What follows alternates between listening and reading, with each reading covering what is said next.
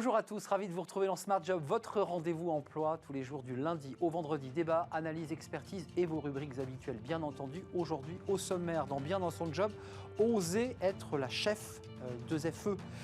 On en parlera avec Valérie Rocoplan. Elle est l'auteur de ce livre aux éditions Alizio. Et puis elle est fondatrice et dirigeante de Talentis qui sont des coachs. On parlera de l'évolution d'ailleurs du coaching, de la manière dont on accompagne des femmes, mais pas seulement, des hommes aussi. La pause café avec Caroline Ricross. Comme chaque jeudi, la lettre de motivation est-elle encore utile à l'ère des soft skills? Et on en parlera justement de ces soft skills dans le cercle RH, notre débat. Tout ce qui incarne nous, hors diplôme, c'est ça les soft skills. Peut-on recruter uniquement sur ces soft skills? Quels en sont les freins et les avantages? On en parle avec mes invités dans quelques instants. Et puis dans Fenêtre sur l'emploi, les nouveaux métiers du Web 3, les métaverses, les blockchains, on en parlera. Comment les anticiper, comment mieux former ses collaborateurs? Cécile Lachamp nous en parlera, les directrices des opérations chez Teamside Group. Voilà le programme, tout de suite, c'est bien dans son job.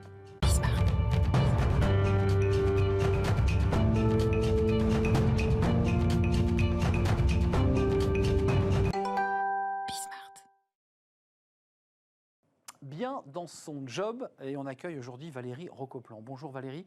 Bonjour. Fondatrice et dirigeante de Talentis. Alors on va en parler évidemment de votre entreprise et de votre parcours qui vous a amené à créer cette entreprise. Et puis auteur de Oser être la chef. Alors un chef féminisé, on le voit sur la couverture, édition Alizio pour les femmes qui veulent assumer leurs ambitions professionnelles, qui est une nouvelle édition revue et augmentée. On est ravis de vous accueillir. On va parler coaching, on va parler un petit peu de votre livre. C'est important. Oser être la chef, qu'est-ce que vous voulez dire par là? C'est vous libérer les femmes, c'est du mentoring pour leur dire vous pouvez le faire. Oui, c'est un peu ça. C'est un bouquin qui est constitué de beaucoup de conseils pratiques et aussi pour mettre en lumière tout ce qui peut nous empêcher parfois par manque de modèle ou par manque de réflexion un peu stratégique sur sa carrière. Qu'est-ce qui peut me donner envie d'y aller? Et si j'ai envie d'y aller, par quels obstacles je peux éventuellement passer et comment je peux m'en libérer? Les choses ont évolué. Enfin, on va parler de votre histoire professionnelle et votre histoire dans Talentis, la création.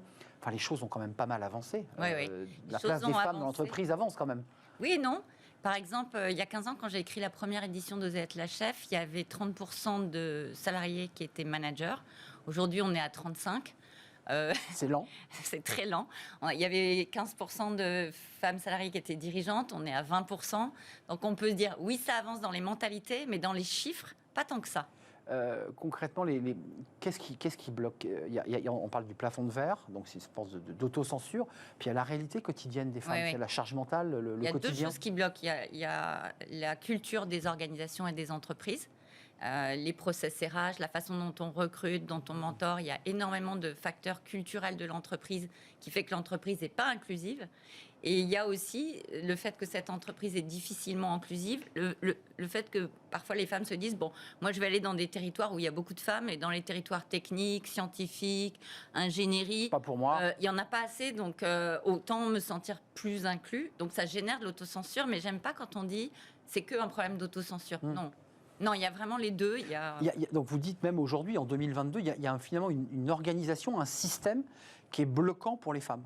Ouais, bloquant. Il y a des entreprises qui sont super inclusives. On peut citer L'Oréal, on peut citer LVMH, on peut citer Danone, on peut citer Sodexo. Ils sont des très grands groupes. Elles ont fait un boulot remarquable pour inclure tout le monde, tous les talents. Mais il y a des entreprises encore dans lesquelles le style de leadership, de management, le style de recrutement est très, très favorable aux personnes de sexe masculin. Parlons de vous un instant, Valérie Rocoplan, parce que vous évoquiez LVMH. Dans votre parcours professionnel, c'est le luxe qui est votre fil rouge. LVMH et puis ensuite Essilor, mais pour les lunettes de luxe. Est-ce que vous l'avez, vous, en tant que cadre, traversé, vécu, ce que vous décrivez finalement? C'est une bonne question.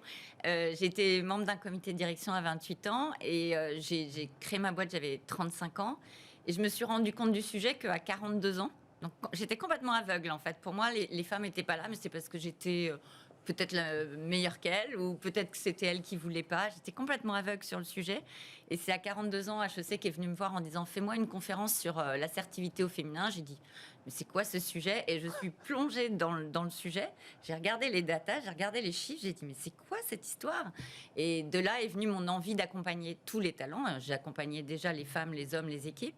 Mais d'avoir une particularité d'accompagnement des talents féminins, parce que je me suis dit, mais il y a beaucoup de boulot à faire. Mais sans regret, enfin, c'est pas de la psychanalyse non plus, mais sans regret de quitter les grands groupes, le luxe, le confort d'une entreprise. Oui, mais il y avait plein de gens autour de moi, mes amis, ma famille, mon ancien boss qui me disait mais qu'est-ce que tu vas faire, coach? C'est un boulot à l'époque, de gens qui ratent leur carrière. J'ai dit écoute, sans doute, mais j'imagine que je peux créer une entreprise qui aura un poids, qui pourra travailler avec des grands groupes. Donc, en fait, nous, on ne travaille qu'avec des grands groupes, donc je suis avec eux au quotidien et ça me plaît bien. Et vous en connaissez la culture, par ailleurs. Exactement, c'est pour ça d'ailleurs que ça marche. Oui, c'est très important d'avoir évidemment la connaissance des organisations. Comment on accompagne un homme et une femme? Et à quel moment, parce qu'il faut être volontaire évidemment, vos clients vous disent « j'ai besoin de vous ». Oui. Déjà, nous, on est une équipe, on est 150 coachs dans 25 pays. Ils viennent nous chercher à des moments critiques de la carrière des personnes. Quand il s'agit de coaching individuel, par exemple la prise de fonction dans un comité de direction, ou par exemple le moment où vous passez d'expert à leader, où on ne cherche plus forcément votre expertise, mais votre capacité à engager les gens. Ça, c'est un premier truc. Il y a un gap. Ouais. Et on vient vous chercher aussi pour les équipes, c'est-à-dire comment une équipe décide mieux ensemble, coopère mieux ensemble. Voilà. Et évidemment, il y a une multitude de sujets. Par exemple, traverser la crise, ça a été vraiment notre sujet depuis 2 ans. Comment je gère mon énergie, mon stress, comment j'arrive à engager des gens alors que c'est dur, c'est compliqué. Donc on est formé, c'est un métier où on se forme. On se forme. Précisons donc quand vous quittez le monde de l'entreprise, du luxe, on vous dit n'y va pas et vous vous formez. Vous êtes d'abord coach, oui. Avant d'en avoir 150 autour de vous. Oui. Et que vous la dirigez. Première étape, c'est je me dis je vais rentrer salarié dans une petite société. Je rentre, je me forme. Une autre société, je rentre, je me forme et puis je me dis mais est-ce qu'il y a une société un peu professionnelle qui sait travailler avec des grands groupes? J'en ai pas trouvé, donc je l'ai créée. On a créé Talentis et le nom a été proposé par un de mes clients, David Arnera, j'ose le citer, de L'Oréal, qui me dit « Tu sais, Talentis, c'est un beau nom. » Et donc, merci David, c'est un beau nom. Vous êtes allé sur Internet pour vérifier qu'il n'existait pas? Il n'existait pas. Et oui, parce que c'est un débat juridique, ça aurait été embêtant qu'il existe. Concrètement, le coaching aujourd'hui, autant il y a 15 ans, enfin, quand vous démarrez le coaching, on en parle peu. Aujourd'hui, enfin, il n'y a pas sur LinkedIn, je pense à ce réseau, pas une journée où il n'y a pas un coach qui propose ses services. Il y en a partout. Ils font florès. Je mets des guillemets, mais il y a un peu du boire et du manger quand même. C'est une catastrophe. On a 98% de coachs aujourd'hui en France qui sont des indépendants. Et il n'y en a que 10% qui en vivent vraiment. Il y en a 90% qui en vivent mal, qui sont mal formés, qui sont pas. Donc nous, on appelle ça déjà executive coach ou coach professionnel. Et on oblige les gens à s'être formés au moins 30 jours, plus 5 jours par an, avoir une batterie de qualifications qu'on certifie pour nos clients, ce qui fait aussi la différence. C'est-à-dire que vous avez raison, il y a à boire et à manger.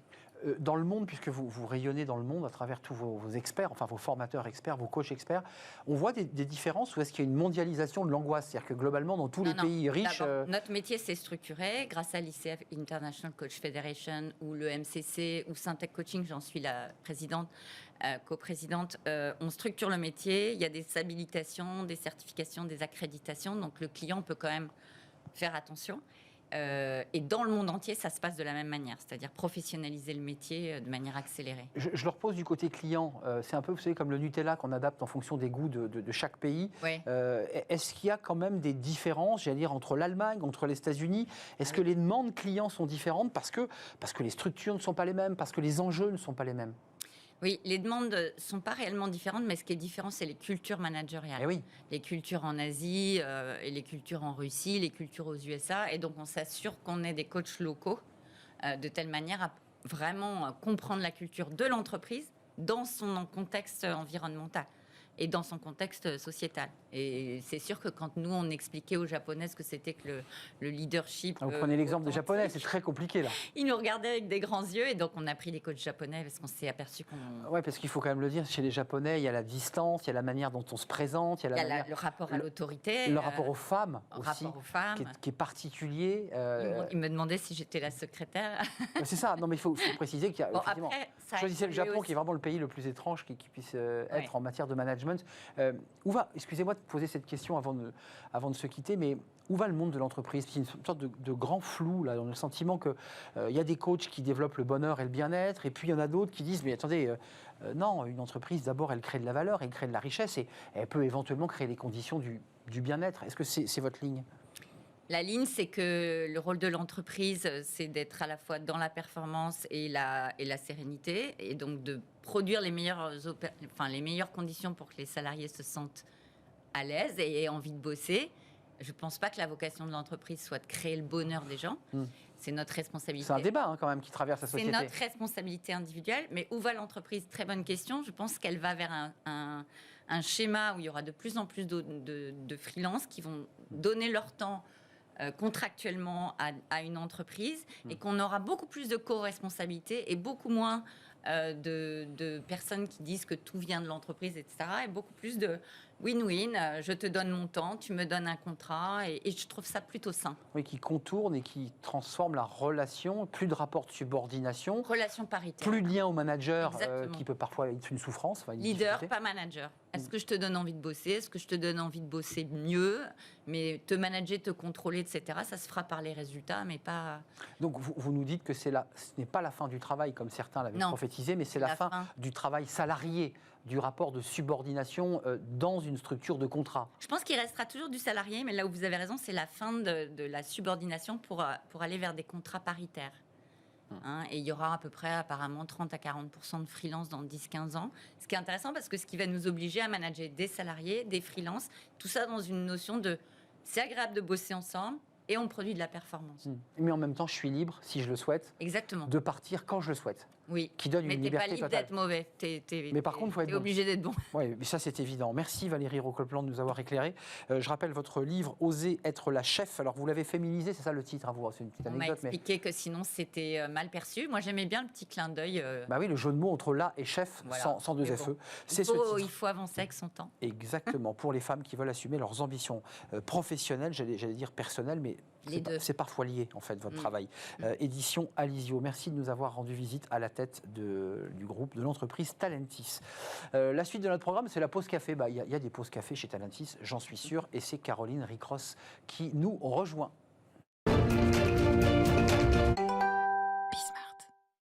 La pause café avec Caroline Ricross. Bonjour Caroline. Bonjour Arnaud. On va parler aujourd'hui de la lettre de motivation, alors qui va faire écho, vous le savez, après on va parler dans le cercle RH des soft skills, et évidemment ça fait écho. Écrire une lettre de motivation, c'est jamais une partie de plaisir, on s'y reprend à 10 fois. Est-ce qu'elle est encore utile ou totalement has-been cette lettre de motivation? Ben oui, c'est une question que se posent souvent les candidats au moment de répondre à une offre d'emploi. Est-ce que je dois joindre une lettre de motivation ou non? Une question qui est bien légitime, car si la lettre de motivation est quand même encore dans une grande majorité demandée dans la plupart des offres d'emploi, seuls 30% des lettres sont lues. Alors, ont-elles vraiment encore un intérêt? Pour certains recruteurs, la lettre de motivation, comme son nom l'indique, permet toujours de quantifier la motivation du candidat ou de la candidate. Si elle est exigée et qu'elle n'est pas présente dans la candidature, elle est rédhibitoire. Si jamais on ne fait pas cette lettre de motivation alors qu'elle est exigée, eh bien forcément, on ne passera pas la prochaine étape. En fait, elle permet donc de faire un premier tri. À l'inverse, si elle est bien présente et pertinente, elle permet au candidat de se démarquer. Alors, il y a un avantage, c'est l'orthographe. Et oui, ça c'est un gros avantage, une maîtrise de l'orthographe qui reste une priorité quand même pour 86% des employeurs. D'après un sondage Ipsos mené auprès de 2500 recruteurs et qui a été dévoilé en octobre dernier. Et puis, pour de nombreux recruteurs, la lettre de motivation, elle permet également de savoir si la personne s'est renseignée sur l'entreprise en question. Et c'est un gage supplémentaire pour voir sa motivation véritable. Il y a des recruteurs qui estiment quand même qu'elle est sans intérêt. Alors c'est compliqué parce qu'à la fois il faut la mettre, on ne la lit pas, c'est complexe. C'est vrai qu'il y a de plus en plus de recruteurs qui estiment en effet qu'elle est sans intérêt. D'abord parce que le digital est devenu en fait le premier vecteur de recrutement. On l'avait déjà évoqué dans une précédente chronique. Aujourd'hui, en fait, la majorité des recruteurs utilisent les réseaux sociaux à un moment ou à un autre du processus de recrutement. En général, c'est avant de proposer un entretien à un candidat. Ils se font en fait une idée du ou de la candidate à travers sa présence en ligne. Selon d'ailleurs une étude de Focus RH publiée en avril dernier, environ 70% des entreprises déclarent utiliser les réseaux sociaux pour leur activité de recrutement et de gestion de talent. Et puis, d'après plusieurs enquêtes, lors d'un processus de recrutement, le temps moyen passé pour lire les CV, pour lire un CV, c'est entre 15 et 30 secondes. Donc, si on met entre 15 et 30 secondes pour regarder un CV, combien de temps on met pour lire la lettre de motivation? D'ailleurs, la plupart du temps, on ne la lit pas. Ensuite, pour certains recruteurs, demander une lettre de motivation dans certains secteurs, c'est prendre en fait le risque de ne pas avoir de candidat du tout. D'ailleurs, c'est le cas dans les secteurs en tension, comme par exemple dans le domaine de la tech. Comme l'offre est beaucoup plus importante que la demande, si on demande aux candidats d'ores et déjà d'écrire une lettre de motivation, en fait, beaucoup de candidats ne vont même pas s'intéresser à cette offre et vont chercher une offre d'emploi qui ne propose pas de lettre de motivation. Parce que pour eux, c'est une perte de temps, quoi. C'est un peu une perte de temps. Et puis, la dernière raison aussi, pour laquelle certains jugent la lettre de motivation sans intérêt, c'est son contenu. Parce qu'en fait, la plupart du temps, les candidats, en fait, réexpliquent de manière améliorée et bien sûr écrite ce qu'il y a d'ores et déjà dans leur CV. Et donc, c'est pour ça que la plupart des recruteurs ne lisent pas les lettres de motivation. Et souvent dans un style assez médiocre, évidemment. La lettre de motivation, quoi, c'est de l'histoire ancienne ? Et ben c'est là où c'est assez paradoxal en fait, parce que si certains recruteurs ne l'exigent plus, elle est toutefois encore, on l'a dit en début de chronique, largement exigée dans les offres d'emploi. Et donc ne pas l'écrire, même si elle n'est pas lue, c'est prendre en fait le risque de ne pas accéder à l'étape suivante, qui est l'étape de l'entretien. Donc sans intérêt, c'est paradoxal. Si l'entreprise ne l'exige pas, est-ce que, en faisant bon élève, on dit tiens, je vais quand même la rajouter, cette petite lettre, en plus, pour me démarquer? Alors, si on la rajoute, oui, ça devient un casse-tête, là. On ne sait pas si on le fait, si on doit le faire. C'est ça devient un peu un casse-tête. En fait, oui, si on laisse que son CV, c'est peut-être pas une super bonne idée. D'ailleurs, la plupart des DRH conseillent d'écrire au moins quelques lignes de motivation dans le corps du mail. Donc, on n'envoie pas juste « Bonjour, je veux postuler à un d'emploi » avec son CV. Voilà, à minima, on fait quand même un mail de motivation. Pas besoin d'en faire trop, mais expliquer en quelques mots, en fait, pourquoi on est fait pour ce poste. Et puis, de même, si jamais on postule, par exemple, sur Indeed ou LinkedIn ou d'autres... Là aussi. C'est ça. Même si les entreprises n'exigent pas la lettre de motivation, en soi, souvent, on répond quand même à un espèce de petit questionnaire qui montre notre motivation. Ou alors, on a encore un petit encart dans lequel on peut expliquer notre motivation. Donc, en fait, il n'y a pas de lettre de motivation à proprement parler. Mais il faut quand même un peu expliquer pourquoi on veut ce poste. Alors Caroline, pour essayer de tenter de résoudre la quadrature du cercle, parce que c'est une vraie quadrature, est-ce qu'elle est encore utile ou pas, cette lettre de motivation? Alors oui, elles sont utiles, si jamais elles sont personnalisées. Si en gros vous expliquez juste votre CV, ça ne va pas vraiment être utile. En réalité, d'après certains employeurs, la lettre de motivation reste utile, mais après un premier entretien. C'est ce qui se passe dans pas mal de pays anglo-saxons. Ça, c'est intéressant. En gros, une fois que le recruteur a détaillé le poste de l'entreprise, expliqué les valeurs de l'entreprise, expliquer en quoi allait consister le poste et que le candidat a pu poser toutes les questions qu'il souhaitait poser sur ce poste. Là, il peut. Alors là, le candidat, en effet, a assez d'éléments pour se projeter et expliquer en quoi il est motivé pour rejoindre l'entreprise en question. Alors pour l'heure, peu d'entreprises quand même en France réalisent cette étape. Mais d'ailleurs, les DRH conseillent de toujours écrire quand même un mail de remerciement et aussi un petit mail de motivation après justement un premier entretien. Parce que ça, c'est intelligent. C'est assez intelligent. La lettre de motivation n'est donc pas encore totalement has-been, Arnaud. Alors, to be or not to be, c'est votre chronique aujourd'hui. C'est le verre à moitié vide et le verre à moitié plein. Quelques conseils quand même pour ceux qui s'engagent dans cette lettre de motivation ou les quelques lignes à mettre sur les sites. C'est quoi les conseils pratiques par lettre, par mail? Eh bien, en fait, on l'a déjà un peu expliqué. Il faut véritablement personnaliser sa lettre ou donc son mail de motivation. L'idée n'est pas de faire de votre lettre ou mail de motivation un CV bis. Ensuite, n'oubliez pas de montrer également que vous connaissez l'entreprise ou en tout cas que vous vous êtes renseigné sur l'entreprise, parce que là aussi, ça montre que vous avez vraiment envie d'être dans cette société.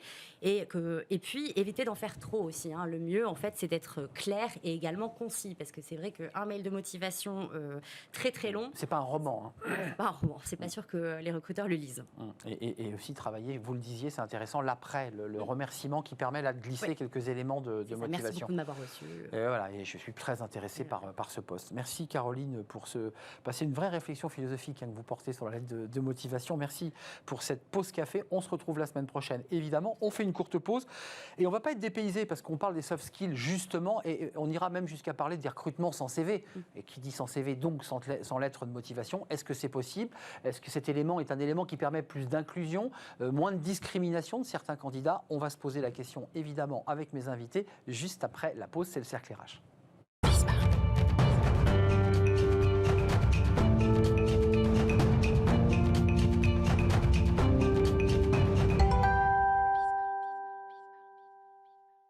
Le cercle RH, le débat quotidien de Smart Job. On va parler des soft skills. Vous en avez entendu parler. Vous utilisez ce mot, cette expression.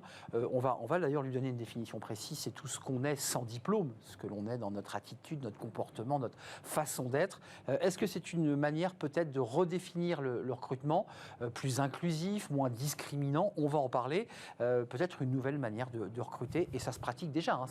C'est pas demain. On pratique déjà du recrutement grâce aux soft skills. Quels sont les freins, quels sont les avantages? On en parle avec mes invités. 3 femmes avec moi sur ce plateau. Delphine Hervé, merci d'avoir répondu à notre invitation. Experte recrutement inclusif pour la Fondation Mosaïque, qui a été fondée par Saïd Amouche, qui est déjà venu sur notre plateau. On vous écoutera justement sur ces nouveaux modes de recrutement, et j'allais dire même des nouveaux lieux de recrutement, parce que les soft skills, c'est souvent lié aussi à des endroits parfois un peu iconoclastes. Là, récemment, il y avait des recrutements dans le tramway. On va en parler dans quelques instants avec vous. Angélina Lamy, merci d'être là. Vous êtes déléguée générale de la Fondation Accenture France, engagée sur ces questions justement de diversité et de réinventer finalement la façon dont on recrute. Évidemment, vos consultants, j'imagine, mais pas seulement. Et puis à vos côtés, vous connaissez bien Bérénice May, responsable développement Job Ready chez Article 1, qui est une association et qui a pour but, je suis allé voir votre site et votre fondateur qui explique que vous donnez la chance à des gens, à des parcours atypiques, originaux, qui ne viennent pas forcément des quartiers de banlieue, mais je pense à cette jeune fille qui fait le tour de France à vélo et qui pose son petit micro et qui fait des podcasts. Vous l'avez accompagnée et ce projet existe et il vit. Chacune d'entre vous, c'est quoi soft skills? C'est quoi la définition des soft skills? Qui se jette? Allez-y Delphine. Allez-y, Bérénice. Oui, moi je dirais en fait que c'est des compétences qui sont sociales, relationnelles, émotionnelles, méthodologiques, analytiques et qui se développent tout au long de son parcours de vie à travers tout type d'expériences professionnelles, extra-professionnelles, formelles et moins formelles. Votre définition? Je dirais la même parce qu'on est complètement en phase et c'est pour ça qu'on travaille en commun sur la cause des soft skills. Même définition? Moi, je dirais qu'il y a une question dans la question parce que même les spécialistes s'accordent à dire qu'il y a il est difficile de trouver un consensus autour de la définition exacte des soft skills. En tout cas, ce qui fait référence en la matière, c'est plutôt la notion de compétences comportementales. Effectivement, la spécificité, pour compléter ce que mes collègues disent, c'est que ce sont des compétences qui se caractérisent par la notion de transversalité, donc c'est-à-dire qu'elles peuvent être utilisées d'un domaine d'application à l'autre. Et moi, je les caractérise, je me permets, allez-y. de compétences écosystémiques dans le sens où elles ne se révèlent que dans l'action, dans le rapport à soi, dans le rapport à l'autre et à l'environnement. Voilà, on va s'arrêter là. Non, mais c'est intéressant, de la théorie à la pratique, parce que ce qui est très intéressant, c'est qu'aujourd'hui, il y a des cabinets de recrutement, il y a des RH qui nous disent sur ce plateau, on galère, on ne trouve pas, notamment dans des secteurs en tension, on les connaît, le service à la personne, la restauration, mais pas seulement, la tech et j'en passe. Tournons-nous vers Accenture, parce que vous êtes une entreprise mondiale. Pour vous, le levier des soft skills, qu'est-ce qu'il apporte à votre entreprise et quel est son but? Est-ce qu'il vous permet, pour le dire un peu abruptement, d'aller chercher des talents que vous n'auriez pas recrutés sans cette méthode? Évidemment, et c'est vrai pour Accenture et pour les entreprises en général. Et la collaboration qu'on a depuis plus de 10 ans, Accenture, Article 1 et la Fondation Mosaïque, c'est autour de cette conviction que les soft skills, en fait, sont un formidable levier d'égalité des chances, clairement. Donc pour répondre à votre question, en quoi c'est important pour nous? On le considère comme un vrai levier de lutte contre l'inégalité des chances au recrutement. On est d'accord. C'est-à-dire que ça renvoie quand même à des sujets de société qui, je me souviens, il y a une dizaine d'années, le CV anonyme, c'était tous ces sujets qui étaient posés où on disait, mais dès que je mets le nom du quartier, mon nom de famille à consonance étrangère, parce que c'est ce sujet-là dont il est question, globalement, on ne me répondait pas. Et pourtant, j'avais tout bien fait. Les bonnes études, les bons diplômes, j'avais eu les mentions, et ça ne marchait pas. Est-ce que c'est ça l'histoire des soft skills? Le débat qu'on a aujourd'hui en 2022, il part de là, en fait. Oui, en fait, l'idée, c'est de se dire que les soft skills, ça sont vectrices d'inclusion, puisque tout le monde les développe, quel que soit son parcours de vie et quelles que soient ses compétences. Donc, en donnant des exemples, Article 1 accompagne les jeunes sur les sujets de l'orientation, de la réussite dans les études et de l'insertion professionnelle, et notamment leur capacité à détecter leurs soft skills dans leur parcours de vie, quel qu'il soit. Parce qu'ils ne le savent pas forcément. Mm. Il faut quelqu'un d'extérieur qui lui dise, mais regarde, la personne souvent vous dit, mais moi j'ai rien fait de ma vie. Mais si. Mais si, bien sûr, et évidemment, ces expériences qui sont souvent moins valorisées socialement. Je parle par exemple des jobs étudiants. Quand on fait la caisse pour financer ses études, on développe la rigueur, le sens de l'éthique, la fiabilité. Quand on est engagé bénévolement depuis 3 ans dans une association et qu'on fait les maraudes les soirs, on développe le sens de l'empathie, l'écoute, le sens des responsabilités. Et tout ça, ce sont des compétences qui sont extrêmement regardées aujourd'hui dans le monde professionnel. Delphine, côté Mosaïque RH, parce que c'est intéressant, vous êtes aussi un aiguillonneur par votre expertise, par le réseau aussi que vous avez. Vous avez un rôle de pédagogie auprès des entreprises. Qu'est-ce que vous leur dites? Parce qu'il y a des entreprises, de vous à moi, qui continuent à recruter. On l'a vu il y a quelques minutes dans la chronique, le CV, la lettre de motivation, les diplômes qui vont bien. Et puis si ça coche pas, on élimine. Qu'est-ce que vous leur dites à ces recruteurs? Tentez l'expérience? Oui, complètement. Déjà, d'une part, la prise en compte des soft skills dans le processus recrutement, on le sait, et là, c'est pas une invention Mosaïque RH, c'est démontré, c'est vraiment lié. La prise en compte des soft skills, influe vraiment sur la capacité des entreprises à faire face aux défis de demain. On entend parler d'obsolescence des compétences. Dans les années 1970, la durée de vie des compétences techniques était estimée à 30 ans. Aujourd'hui, l'OCDE l'estime à 3 ans, voire 1,5 pour les métiers techniques. Et là, une rumeur circule disant que ça va passer à 6 mois. Donc, pour l'entreprise, c'est stratégique de les prendre en compte. Par contre, ce qu'on entend... C'est effrayant ce que vous dites quand même. Hein. C'est-à-dire qu'en fait, on a à peine passé son diplôme que 6 mois après, c'est fini. Oui, et c'est ce que j'allais dire du coup, le deuxième point qui est important. On parle souvent de l'importance de la prise en compte des soft skills pour les entreprises, mais peut-être un peu moins pour les candidats. Prendre en compte les soft skills, c'est aussi s'assurer que finalement les candidats ne vont pas se retrouver dans une course effrénée pour essayer de rattraper la demande de travail. Et il y a un vrai risque psychologique, voire, allez, sortons les grands mots, social, sociétal, à ne pas être en mesure justement d'intégrer toute cette, tous ces potentiels, toutes ces compétences qui ne demandent qu'à travailler. Mais je prends le problème dans l'autre sens. Le gouvernement a engagé un programme sur les NEET, donc ces jeunes qui sont d'ailleurs difficiles à aller chercher, puisqu'il faut vraiment aller les chercher là où ils habitent, les convaincre. Des jeunes sans diplôme, sortis de l'école, hors cadre, et qui par ailleurs n'ont pas les codes.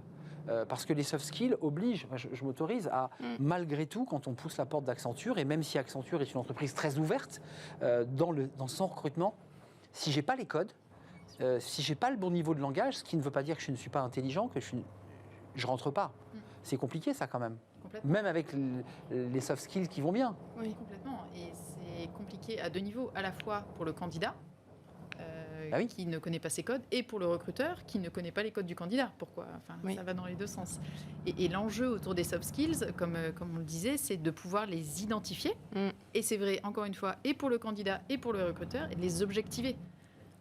Et de pouvoir donc les formaliser et en faire des vraies compétences, au même titre que les hard skills, qui peuvent être déterminantes pour un recrutement. Enfin, il y a quand même des hard skills. C'est-à-dire que pour un métier de la tech, on est quand même obligé à minima d'avoir quelques certifications, quelques diplômes. Mais si j'entends Delphine, et vous réagissiez spontanément, même dans les métiers techniques, mon diplôme, je pense à la tech, ça va tellement vite, 6 mois après ou 1 an après, globalement, il faut que je me reforme. En fait, il faut repenser finalement la manière dont on accède à un emploi et à la formation. C'est ça l'idée ?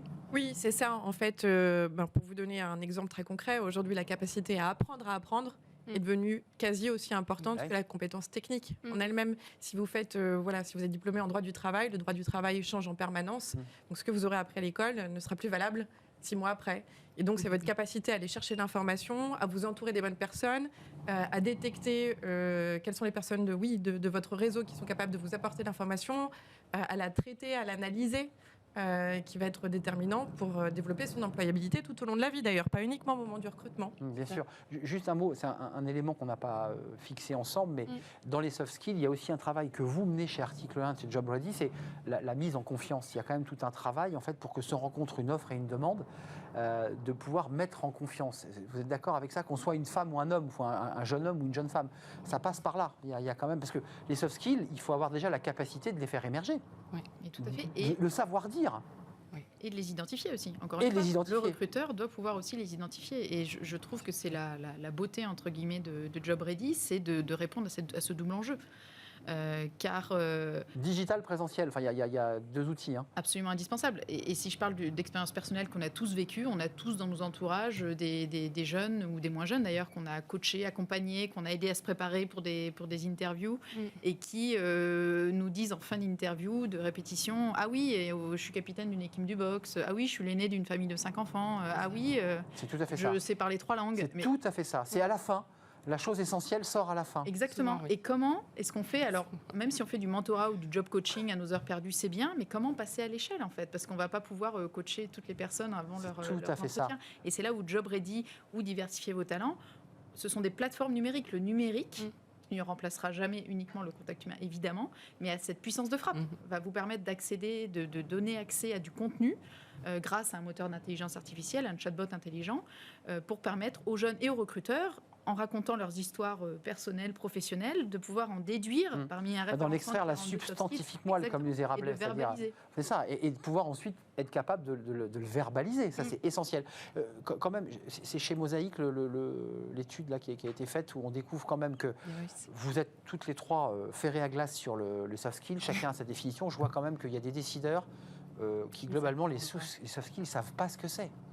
Il y a encore un peu de travail de pédagogie. On est encore quand même toujours dans le mode vieille école. Enfin, vous les rencontrez, ces recruteurs. Oui, c'est ça, effectivement. Enfin, le sondage révélait qu'approximativement 80% C'est ça. des employeurs ne distinguaient pas clairement ce que représentait une soft skills, une compétence comportementale. Et c'est là que le recruteur, enfin quand je dis le recruteur, c'est les professionnels du recrutement, ont un rôle à jouer. Donner de la visibilité sur le marché de l'emploi et donner de la visibilité sur l'importance croissante que prennent ces compétences dans le processus. Oui. 89% des échecs de recrutement sont liés à des problèmes d'attitude et de compatibilité avec la culture de l'entreprise. On y revient. Seulement 11% sur des problèmes de technique, vraiment purement de diplôme. Est-ce que dans les 10 ans qui viennent, vu les effets de la crise Covid, les remises en question des salariés, leurs doutes existentiels, on va surtout recruter sur le comportement, parce qu'on a besoin d'avoir une attitude plus qu'une compétence, une attitude dans le groupe, une capacité à s'immerger. Est-ce que c'est ça l'avenir? Est-ce que c'est votre stratégie chez Accenture? Ça fait partie de la stratégie, évidemment, pour repérer les talents et repérer leur capacité à apprendre et à évoluer, leur capacité de résilience. Évidemment, ça fait partie de la stratégie, sans jamais oublier les fameuses hard skills. Certes, vous dites que ça représente 11% des échecs de recrutement, mais ça reste un socle, bien sûr. Chez Accenture, vous avez quand même besoin d'avoir quelques peintures de guerre et des diplômes qui vont bien, quand même. Enfin, on ne pousse pas la porte de chez Accenture juste avec les soft skills. Mais comme non, on mesure la capacité du candidat. Donc, c'est des hard skills, et ce n'est pas uniquement sur le nom du diplôme. C'est les hard skills acquises et les soft skills aussi acquises. Non, mais quelle est la proportion entre, vous dites, bon, il a le bon diplôme, à candidat égal, ils ont à peu près les mêmes diplômes, ils ont suivi les mêmes écoles. Vous ferez un choix sur l'un ou sur l'autre, sur l'une ou sur l'autre, parce que vous les aurez testés sur les soft skills. Elles sont déterminantes. Alors, si on en vient à l'étude que vous avez menée là, avec Via Voice, je crois qu'près d'un recruteur sur 2 disait que les soft skills étaient importantes, déterminantes, je ne sais pas s'ils ont employé le mot, mais très importantes dans le processus de recrutement. Et ils se plaignaient de ne pas pouvoir les mesurer ou les objectiver. Voilà. C'est aussi un levier très important pour faire changer, je pense, les mentalités aussi et les pratiques, surtout dans les entreprises. Bérénice et Delphine, les outils, parce que là on arrive, évidemment, on va parler du Web 3 aujourd'hui, il y a une émission très cohérente finalement dans tous les thèmes qu'on traite, mais certains utilisent le jeu, les jeux vidéo, on commence à parler du métaverse pour recruter. C'est dans la réflexion très avancée. Les algorithmes, tous ces sujets-là, sont des outils qui vous semblent importants pour accompagner le RH dans un recrutement plus global? Ou pas? Non, mais ou pas, parce qu'il y a un vrai sujet. Oui et non, probablement que tout est à tester. Et on est encore dans cette phase d'expérimentation sur le sujet des soft skills. C'est un sujet émergent. Ça fait à peu près qu'une dizaine d'années en fait qu'on s'en préoccupe. Le sondage le prouve, le Via Voice. Donc, le sondage le prouve.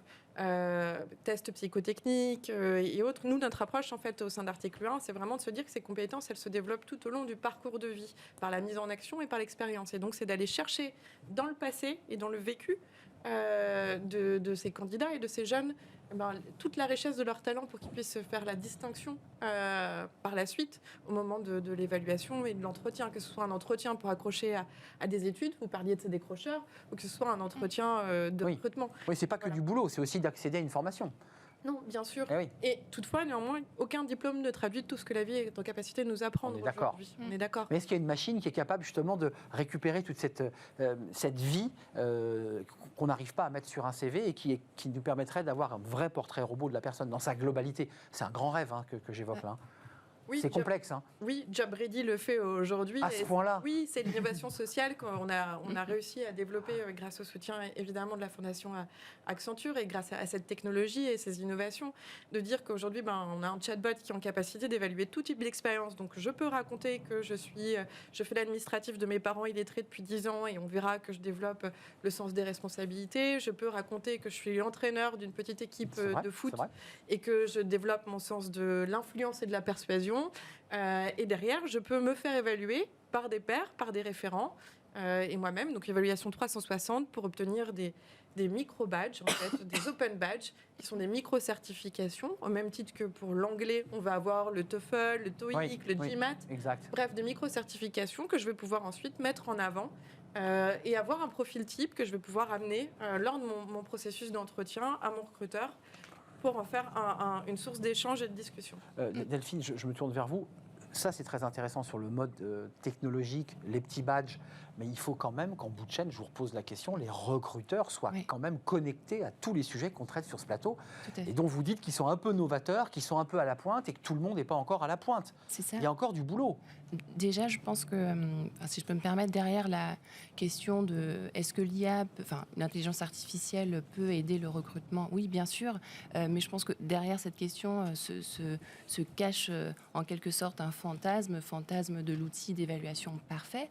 Je pense qu'il faut déjà faire le deuil. Il n'y aura jamais de système d'évaluation parfait. On est d'accord. Un système d'évaluation aidant. C'est complexe. Freud serait là pour s'en mêler, évidemment. N'est-ce pas et la littérature le dit surtout.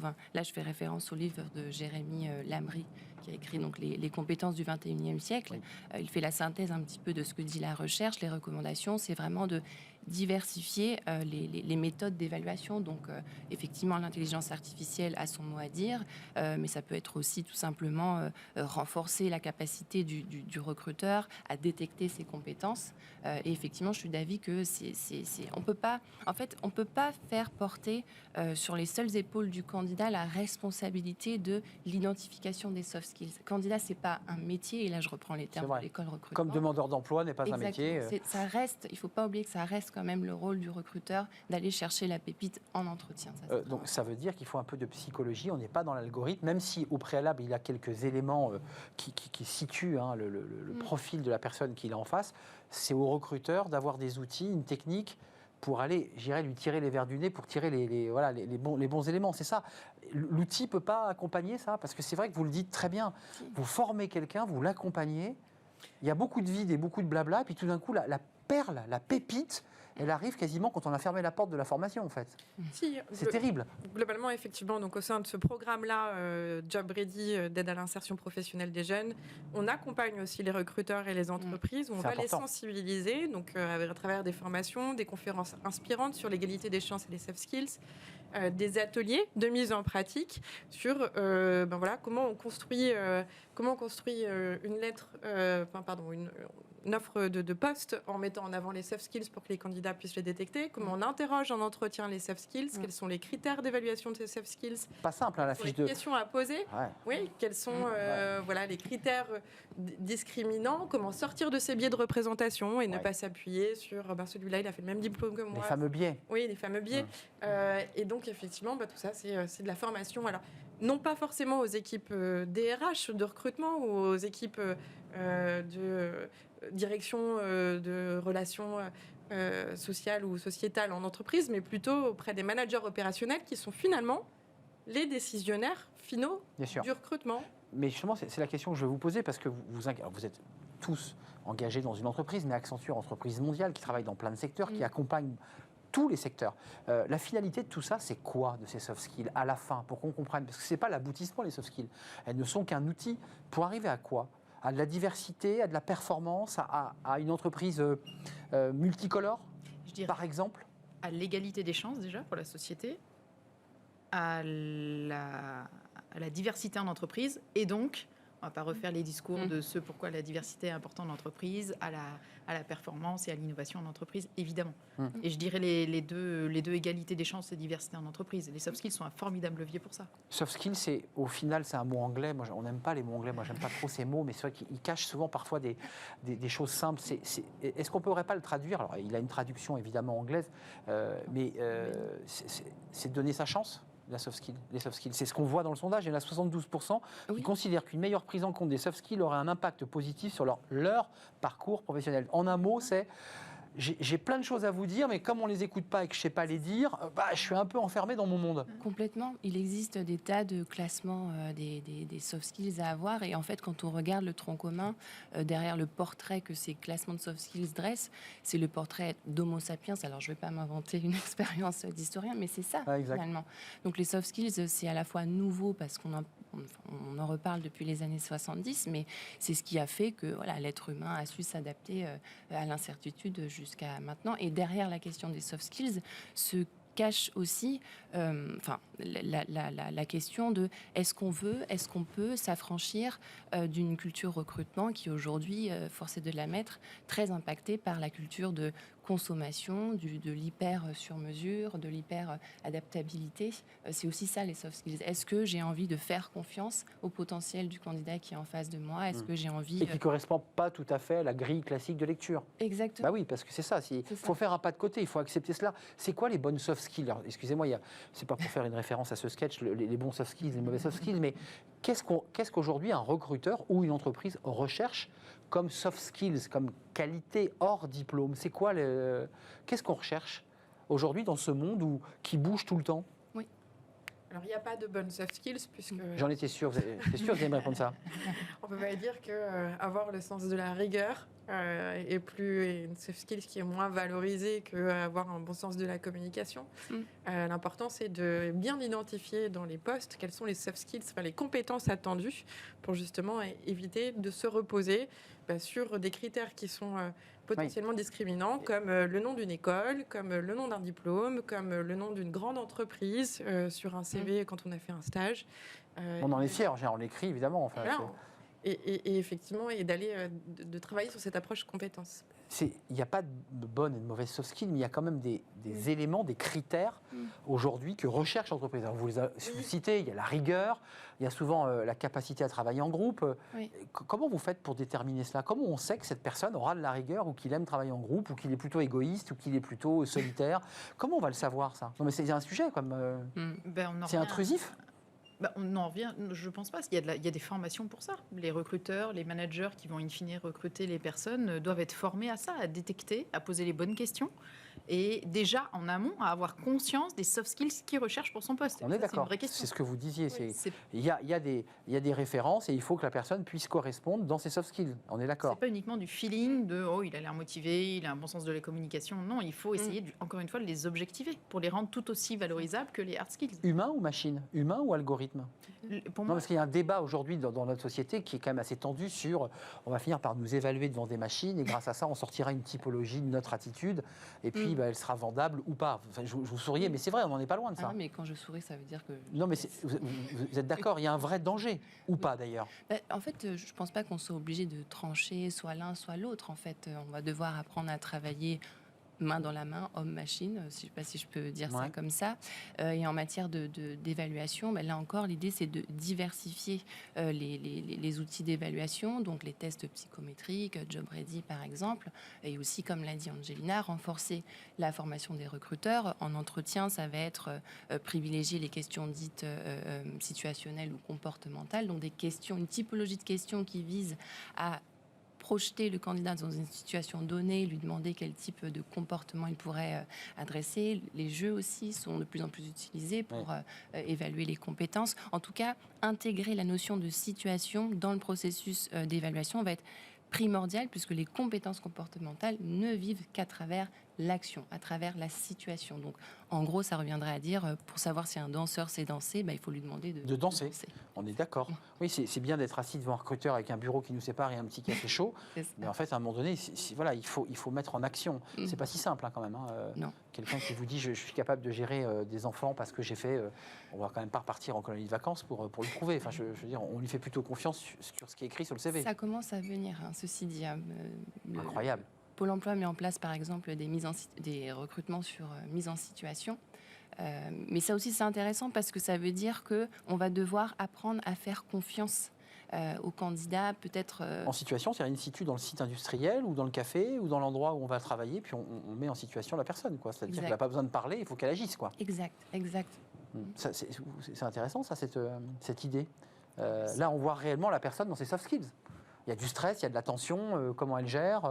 Oui, je pense qu'un processus de recrutement hybride avec, ça c'est le Graal, avec la mise en situation, réel. La rencontre de la personne et la partie technologique peut aussi permettre d'éviter des biais humains. Faut pas si c'est complémentaire de toutes ces rencontres humaines et de ces mises en situation, complémentaire. C'est un outil complémentaire qui permet d'être parfois plus objectif même.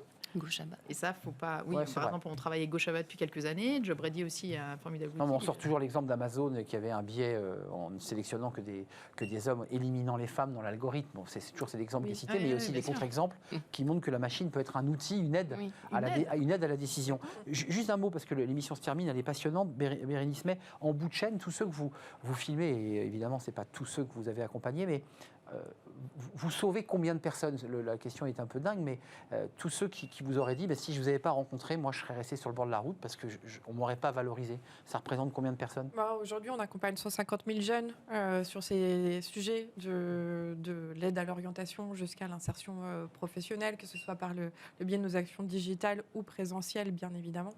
Et en termes d'impact, plus particulièrement sur le sujet des soft skills, il y a plus de 90% des jeunes qu'on a rencontrés en atelier qui nous disent qu'ils se sentent désormais totalement à l'aise pour se valoriser et prendre la parole autour de leurs compétences transversales. Très important. Il y a plus de 50% d'entre eux qui rajoutent dans leur support de candidature des expériences qu'ils n'osaient pas mettre en avant. Et vous les avez libérés pour le faire? Oui, on les a libérés pour le faire, évidemment. Et puis, il y a même 35% de ces jeunes-là qui disent avoir étudié des choix d'orientation ou des jobs auxquels ils n'avaient pas forcément pensé au préalable. C'est ça l'objectif, c'est aussi de briser le plafond de verre, de la censure. Et un mot, pareil chez vous, j'imagine. Combien de personnes accompagnées que vous libérez finalement, à qui vous redonnez confiance? En tout cas, dans le partenariat qui unit nos 3 structures, on est déjà à 40 000 jeunes accompagnés, donc ce qui est assez considérable. L'objectif est fixé à 100 000. Donc, 100 000 2024. 2024, 100 000. Vous, c'est pareil. J'imagine qu'en bout de chaîne, c'est le réseau en fait.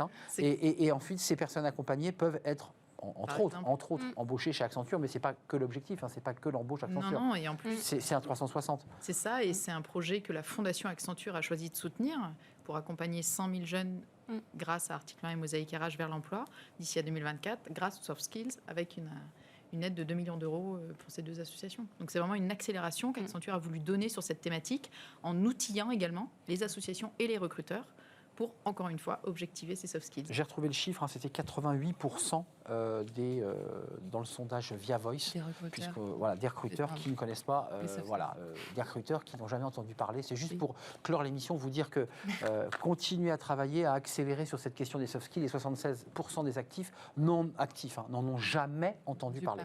Donc il y a un vrai travail de pédagogie grâce au réseau Mosaïque RH. Merci à vous Delphine Hervé, experte recrutement inclusif chez Fondation Mosaïque. Merci Angelina Lamy, déléguée générale de la Fondation Accenture France. Et merci à Bérénice May, responsable développement Job Ready chez Article 1, qui est une association. Merci à vous 3, mesdames. Merci, et puis continuez à prophétiser cette question des soft skills. On termine avec le Web 3. C'est pas le web, c'est tout ce dont on a parlé tout à l'heure, les métaverses, les blockchains, les cryptos, tous ces secteurs qui vont générer de nouveaux métiers. On en parle, c'est dans Fenêtre sur l'emploi.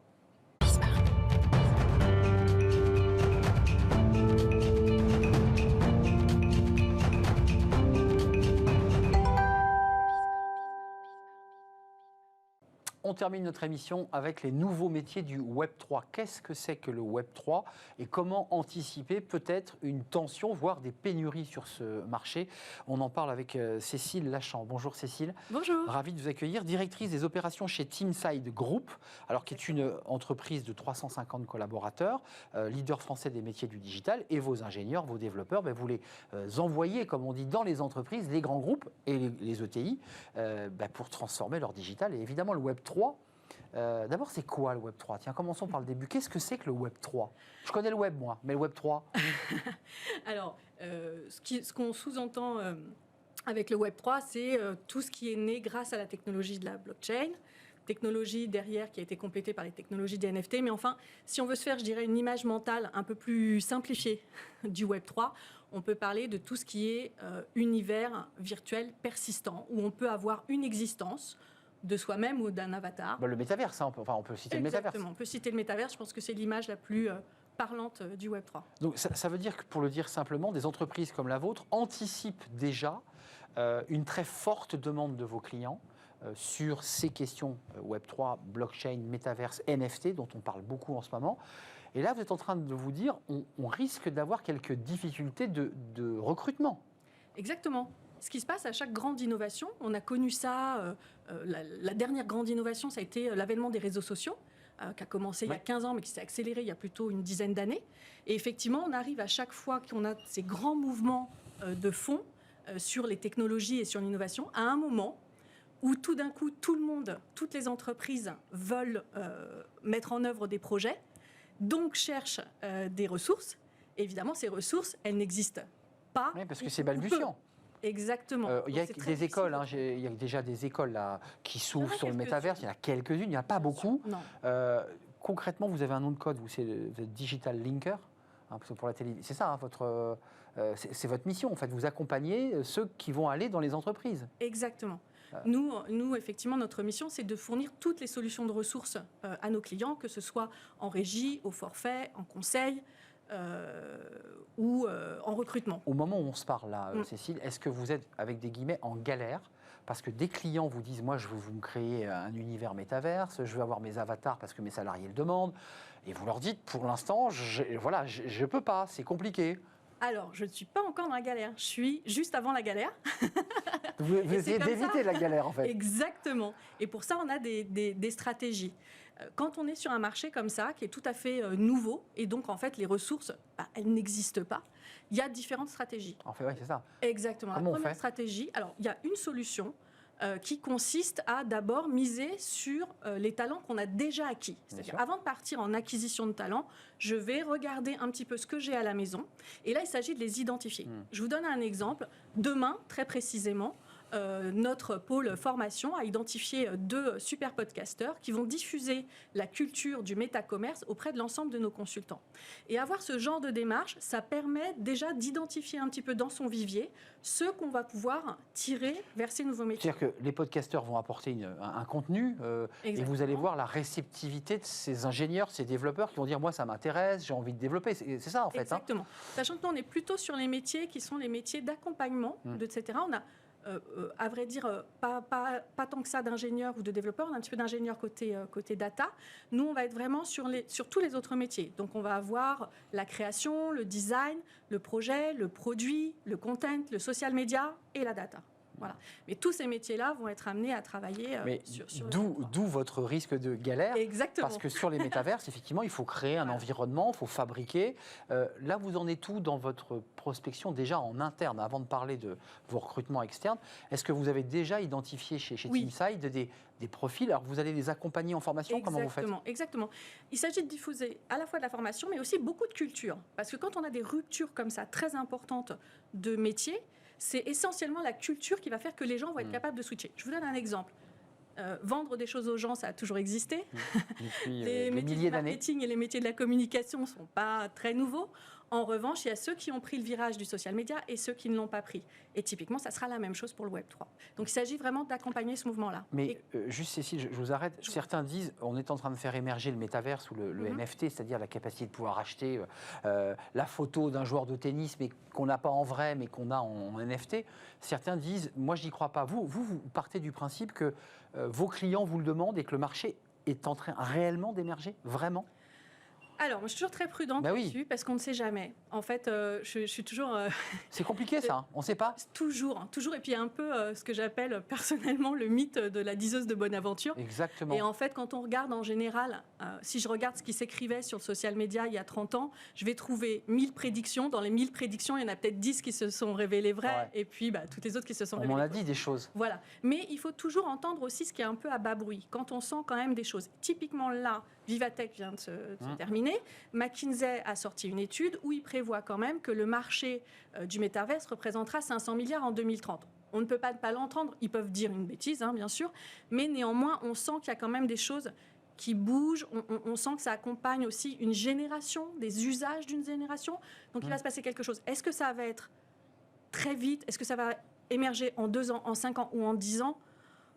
Je n'ai pas la réponse. Ce que vous nous dites aujourd'hui sur le plateau, c'est que quand même Teamside anticipe que le marché devienne prospère ou qu'il ne prospère pas. En tout cas, vous anticipez des demandes que vous avez, j'imagine.